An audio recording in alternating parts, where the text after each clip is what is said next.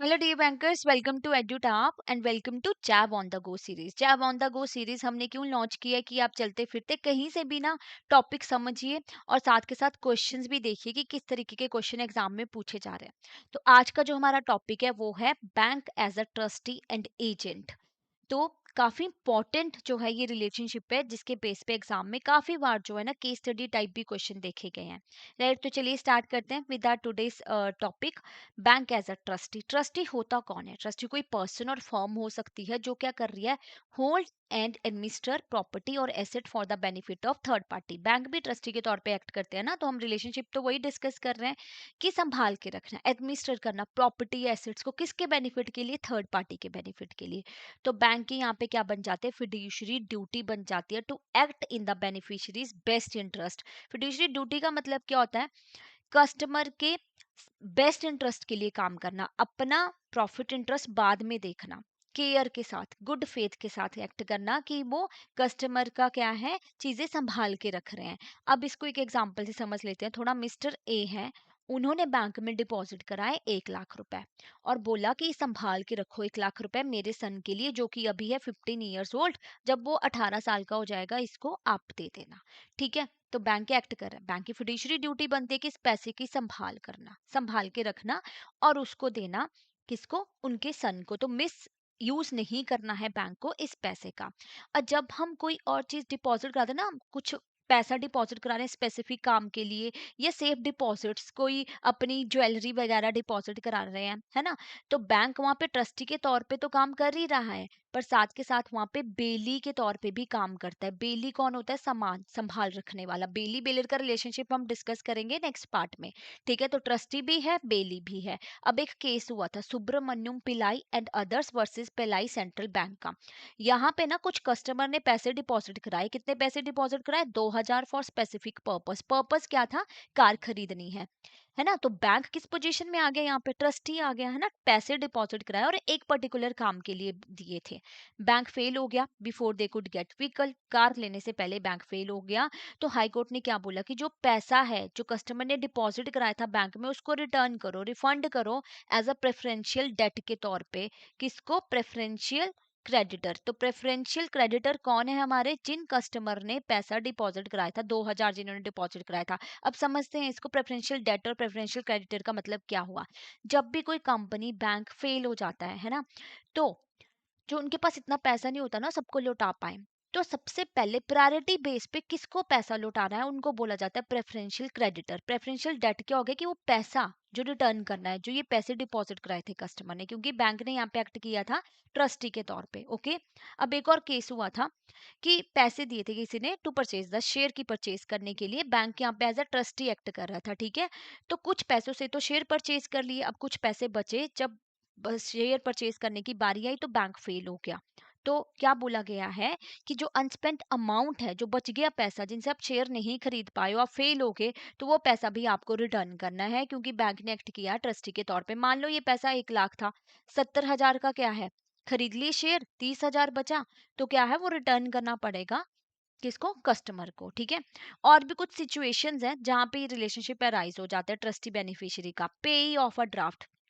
जब bank issue करते हैं ना ड्राफ्ट, तो वो ट्रस्टी के तौर पे काम कर रहे हैं। किसके लिए? पेई के लिए, मतलब जिसको पेमेंट जानी है, और होल्ड करके रखेंगे funds in the trust until the draft is presented for the payment. अब इसको ना एक सिंपल से एग्जांपल से समझ लेते हैं। एक पर्सन है मिस्टर शर्मा। ठीक है, इन्होंने बैंक में बोला कि डीडी बना दो 1 लाख का। ठीक है, बैंक में ये बोला इन्होंने कि डीडी बना दो 1 लाख का। ठीक है, और जो 1 लाख का डीडी है वो पेमेंट करनी है मिसेज शर्मा को, सपोज कीजिए। तो अब मिस्टर शर्मा और बैंक के बीच में कौन सा रिलेशन बनता है? क्रेडिटर और डेटर का। और बैंक और मिसेस शर्मा के बीच में कौन सा रिलेशन बन रहा है? पे ट्रस्टी और बेनिफिशियरी का, क्योंकि वो पे ही है ड्राफ्ट की, पेमेंट उनको जानी है, तो संभाल के रखेगा ना डीडी बैंक। अब मिस्टर शर्मा ने हो सकता है बोला कि 30 दिन के बाद पेमेंट कर देना, है ना। फंड्स को होल्ड करके रखना है ट्रस्ट में जब तक कि वो पेमेंट नहीं हो जाती। तो मिसेस शर्मा और बैंक के बीच में रिलेशन क्रिएट हो गया ट्रस्टी और बेनिफिशियरी का। अब एक और सिचुएशन देख लेते हैं। पैसे डिपॉजिट कराए विद नो डिस्पोजेबल इंस्ट्रक्शन। कोई इंस्ट्रक्शन ही नहीं दी। जब कस्टमर डिपॉजिट कराते हैं ना पैसा और कोई इंस्ट्रक्शन नहीं दी होती है, तो फिर वहां पे बैंक क्या हो जाता है, ट्रस्टी के तौर पे एक्ट करता है। बैंक की फिड्यूशरी ड्यूटी बन जाती है कि वो पैसा कस्टमर के बेनिफिट के लिए यूज हो, कि कहाँ पे यूज कर रहे हैं वो देखें, कस्टमर का बेस्ट इंटरेस्ट क्या है। ठीक है, गुड फेथ में काम करना होता है बैंक को यहाँ पे। अब एक और सिचुएशन है कि आर्टिकल लेफ्ट बाय मिस्टेक, गलती से कोई चीज आप बैंक में भूल आए हो। ठीक है, तो बैंक यहाँ पे किस रोल में आ गया, ट्रस्टी के रोल में आ गया, और बैंक को उसकी संभाल करनी है, बहुत अच्छे से केयर करनी है, और उन आर्टिकल को रिटर्न करना है जब भी बेनिफिशियरी डिमांड करेगा, चाहे उस पर्सन का लोन चलाओ उस बैंक में। अब मान लो एक पर्सन है मिस्टर ए, है ना, ये गए थे बैंक में और गलती से ना इनका पर्स यहाँ पे भूल गया। ठीक है, उस पर्स में एफडी की रिसीट पड़ी थी और इनका लोन भी पेंडिंग है, ईएमआई पेंडिंग है बैंक में। तो बैंक ये नहीं करेगा कि उनके पर्स से एफडी की रिसीट निकाल के अपने लोन में एडजस्ट कर लेगा, no, because article left by mistake. तो वो वहां पे संभाल के रखेंगे, उसको संभाल के रखना है और रिटर्न करना है जब वो पर्सन डिमांड करेगा। ठीक है, देन नेक्स्ट है हमारा एजेंट प्रिंसिपल का रिलेशनशिप। तो as per the Indian Contract Act 1872 section 182 क्या बोलता है कि कस्टमर क्या है, प्रिंसिपल है, और बैंक क्या है, एजेंट है। प्रिंसिपल कौन होता है, जो अथॉरिटी दे देता है दूसरे पर्सन को, मतलब बैंक को अथॉरिटी दे दी कस्टमर ने कि आप रेमिटेंसेस करो, मेरे भी यहाँ पे चेक को कलेक्ट करो, बिल्स पे करो, इलेक्ट्रिसिटी का बिल पे करो, फोन बिल पे करो, इंश्योरेंस का प्रीमियम पे कर दो, क्लब फीस पे कर दो, और शेयर्स वगैरह की भी परचेज कर लो। स्टैंडिंग इंस्ट्रक्शंस दे दी कि पर मंथ जो है मेरे अकाउंट से ये पैसा आपने इस बिल में डालना है, ये इंश्योरेंस पे करना है। ठीक है, अब ये एजेंसी रिलेशनशिप कब टर्मिनेट हो जाता है, कब खत्म होगा ये, जब कस्टमर की डेथ होगी, इंसॉल्वेंसी, इंसॉल्वेंट हो गया, दिवालिया निकल गया उसका, मेंटली अनस्टेबल हो गया, ये काम ही खत्म हो गया। अगर मान लो इंश्योरेंस पॉलिसी के लिए आप प्रीमियम पे करवा रहे थे बैंक की साइड से, इंश्योरेंस पॉलिसी अब आपका क्या क्लेम आएगा, आपको खत्म हो गया वो काम, तो रिलेशनशिप क्या है, टर्मिनेट हो जाएगा। वैसा नहीं है कि कस्टमर की डेथ हो गई और आप उसके बिल भरे जा रहे हो, पेमेंट करे जा रहे हो, नो, क्यों, बिकॉज रिलेशनशिप क्या हो गया, टर्मिनेट हो गया।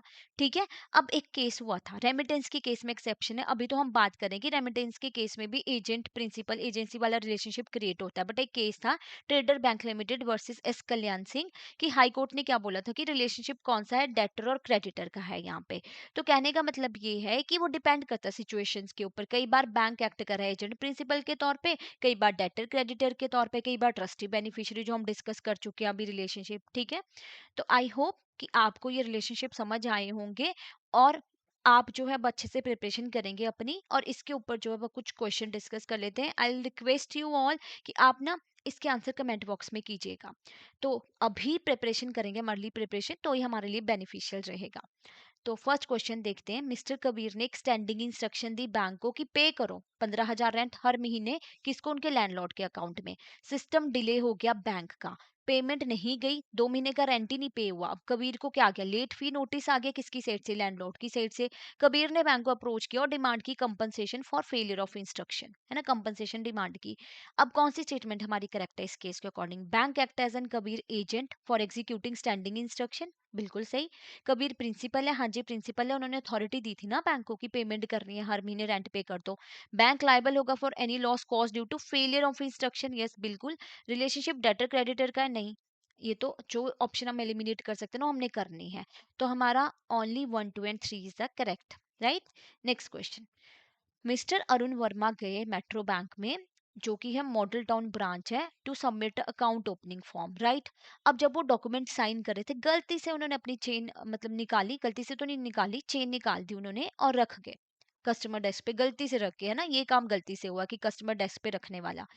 जब काम खत्म हो गया, he forget to pick it up, right. Staff member आए, मिसेस पूजा, उन्होंने देखा chain and immediately hand it over to branch manager Mr Rajat, भूल गए वो चेन ले जाना अपनी।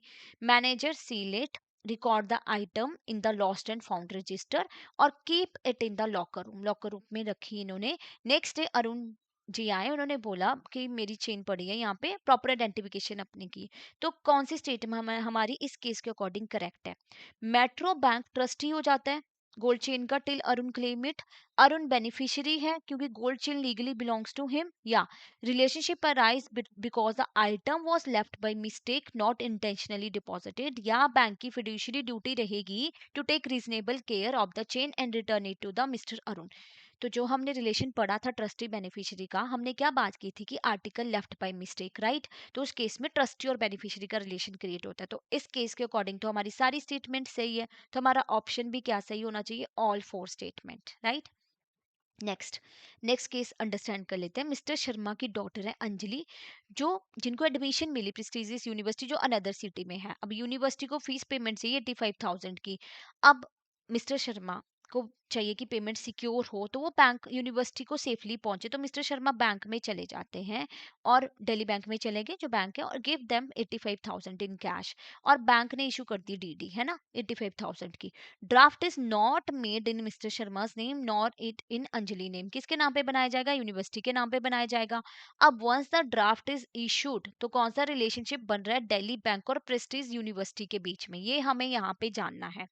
देखो, अब हमने बात की थी ना कि पेई ऑफ अ ड्राफ्ट, है ना, पेमेंट किसको जानते हो? रिलेशनशिप कौन सा क्रिएट हो जाता है? ट्रस्टी बेनिफिशियरी का। तो हमारा सही ऑप्शन क्या है? सी है, ट्रस्टी और बेनिफिशियरी का क्रिएट हो गया, क्योंकि बैंक होल्ड करके रखेगा फंड्स को specifically for universities benefit, right? Debtor creditor का नहीं हुआ और ना ही एजेंट प्रिंसिपल का हुआ, बायर और सेलर का तो है नहीं जो एलिमिनेट हो सकते हो, हमें एलिमिनेट करने। डेटर क्रेडिटर का कब होता? अगर हमसे पूछा जाता कि कैसा रिलेशनशिप क्रिएट होता है दिल्ली बैंक और मिस्टर शर्मा के बीच में जो पैसे देके गए हैं डीडी के लिए, तो डेटर क्रेडिटर का होता है। और कोई स्टैंडिंग इंस्ट्रक्शन थोड़ी दी थी, एजेंट प्रिंसिपल का भी नहीं बना। ठीक है, तो ऑप्शन एलिमिनेशन हमें आना चाहिए, और अगर हमारा कॉन्सेप्ट क्लियर है तो हम आंसर बहुत अच्छे से जो है कर पाएंगे। अभी भी टाइम है, आप अपनी प्रिपरेशन को बहुत अच्छे से कर सकते हो। व्हाट यू कैन डू, जैसे भी अंडरस्टैंड, आपको वर्किंग रहता है ना, मॉर्निंग मतलब आप जाते हो इवनिंग में आते हो, तो कम टाइम रहता है आपके पास, है ना। तो फिर भी अर्ली प्रिपरेशन इज अ की टू सक्सेस फॉर जैम में 2026। तो आप क्या कर सकते हो? आप हमारी वेबसाइट पे जाइए edutap.in, वहाँ पे कोर्सेज को एक्सेस कीजिए। कोर्सेज में आपको जाना है जैप कोर्सेज में। तो जैसे ही आप जैप कोर्सेज में क्लिक करेंगे, तो you need to scroll down, यहाँ पे कंप्लीट मास्टर कोर्स आपको दिखेगा। कंप्लीट मास्टर कोर्स में आपको क्या क्या मिलता है? Live classes just before the exam, concept classes आपको मिलेंगी, concept notes, mock test also. Live classes आपने अटेंड कर ली, कई बार क्या होता है ना, रिवीजन करना है तो नोट से कर लो आराम से, है ना। और आपको मॉक टेस्ट मिलेंगे प्रिपरेशन करने के लिए, पीवाई क्यूज वगैरह आपको मिलेंगे। तो यहाँ पे आप कोड यूज कर सकते हो जैप 75 to get this flat 75% off. Buy now पे क्लिक कीजिएगा, नो मोर में आपको बाकी सारी डिटेल मिल जाएगी इस कोर्स की। अब कई बार क्या होता है ना, आपका एक पेपर रह गया, सिंगल पेपर रह गया, दो पेपर रह गए, तो उसी के लिए आप मास्टर कोर्स अवेल करना चाहते हो, not to worry, we have option for that also. तो आपको आईएएफएस का मास्टर कोर्स अगर चाहिए तो सेम चीजें ही आपको मिल रही है, सिमिलर चीजें ही मिल रही है, बस हाँ इंडिविजुअल कंपोनेंट की।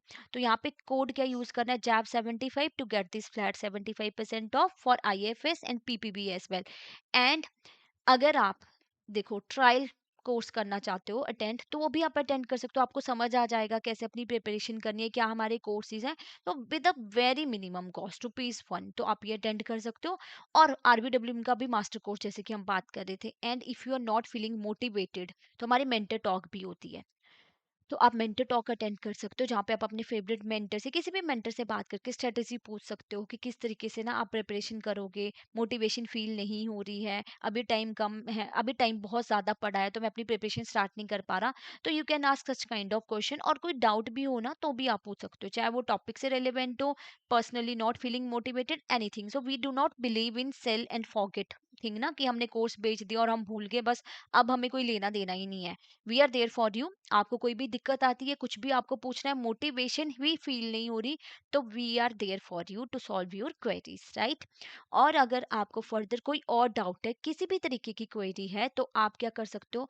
आप हमें कॉल कर सकते हो इस नंबर पे, है ना, और मेल कर सकते हो hello@edutap.co.in। Thank you so much, have a nice day. Next part में हम लेक्चर 4 में बाकी के रिलेशनशिप डिस्कस करेंगे।